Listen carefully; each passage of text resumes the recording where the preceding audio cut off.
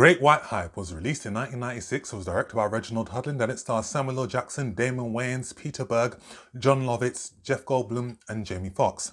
This hilarious tale tells the story of Reverend Fred Sultan, a boxing promoter, brilliantly played by Samuel L. Jackson, who believes that the interest in boxing in America has dwindled because they don't want to see two black fighters fight against one another. To reignite the interest in boxing, he suggests that they find a white contender, played by Peter Berg, to challenge the existing champion, James the Grim Reaper Roper, played by Damon Wayans. As always guys, thank you for supporting this channel. Please keep on supporting it. I want you to hit that subscribe button so you can follow this channel. Hit the alarm bell as well so you can get notifications for when my video is going to be uploaded, and help give this video a like as well to help that channel grow, and share this video also.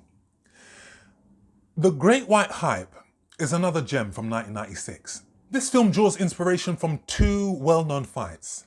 Larry Holmes versus Jerry Cooney, which is mentioned in the film, and Mike Tyson versus James McNeely. Great White Hype was written by Ron Shelton. Ron Shelton is an excellent writer and director, especially when it comes to sports comedies and dramas.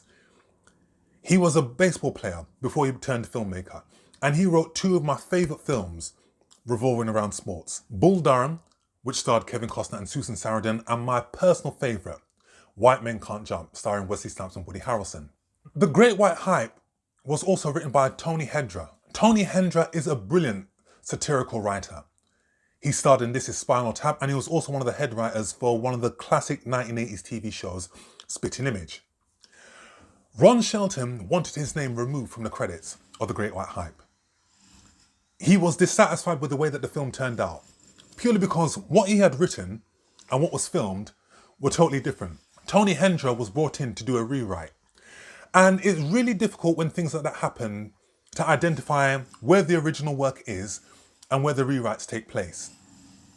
But with that being said, The Great White Hype is an excellent satirical comedy. And as satirical as this film is, and as funny as it is, it also offers a brilliant but truthful insight into the corruption that surrounds professional boxing, and the scandal that surrounds it also. The Great White Hype did for me what Hollywood Shuffle did for me also when I first saw it.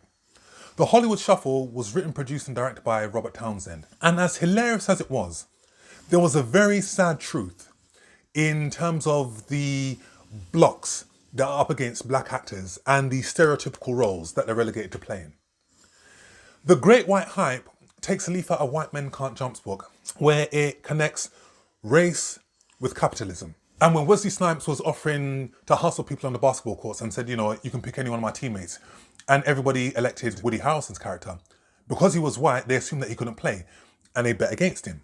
The same thing is done in The Great White Hype, where America doesn't want to see a black boxer beat a white boxer, so they bet for the white boxer to win. This film is loaded with some hilarious performances, some of the funniest that I've seen from these actors. Samuel L. Jackson as Reverend Fred Sultan, he is clearly sending up Don King. And you don't usually connect Samuel L. Jackson with comedy, but he was absolutely hilarious in this role. He hit every comedic note and was just, as always, thoroughly captivating and charming as Reverend Fred Sultan. Damon Wayans as James the Grim Reaper Roper, he was hilarious, and you can tell that he's clearly sending up Mike Tyson. Damon Wayans is a fantastic comedian and a brilliant actor. And as I said before, when I was reviewing The Last Boy Scout, he hasn't been given the right script and the right role to complement his talents. But in The Great White Hype, he certainly has been given the right script.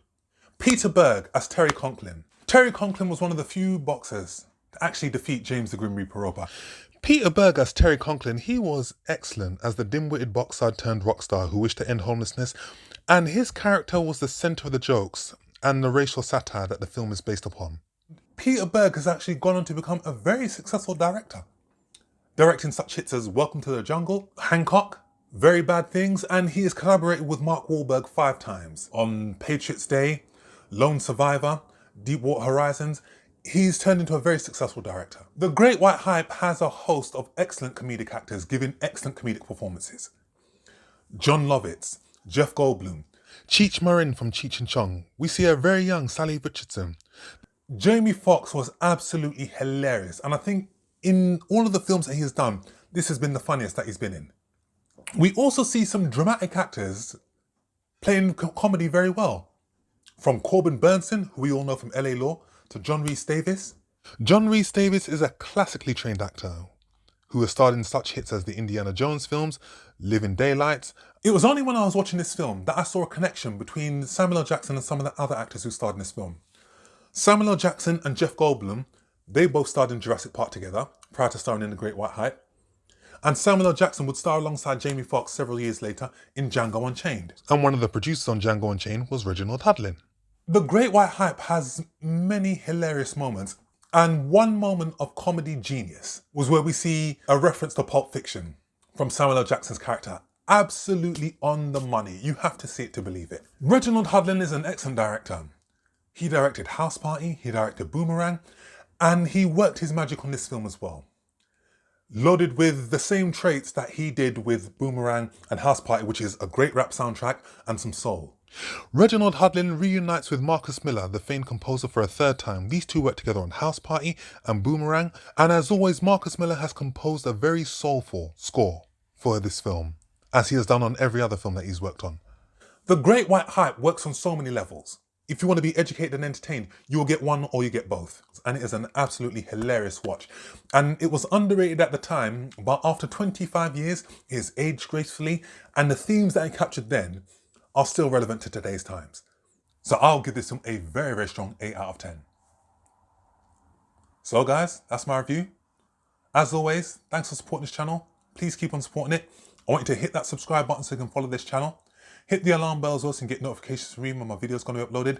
Give this video a like as well. Have you seen The Great White Hype? What do you think about it after 25 years?